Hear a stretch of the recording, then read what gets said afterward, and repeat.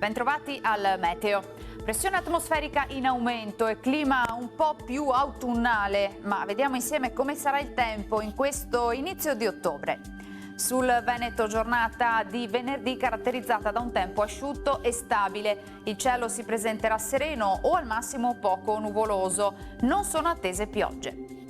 Temperature un po' più in linea con la media del periodo, minime tra 10 e 13 gradi, valori massimi oscillanti invece tra i 19 e i 23 gradi. Ci spostiamo ora sul Friuli Venezia Giulia, anche qui avremo la stessa situazione con un ampio soleggiamento e cielo sereno o velato senza precipitazioni degne di nota. Temperature minime tra 11 e 15 gradi, massime sui 22 e 23 gradi.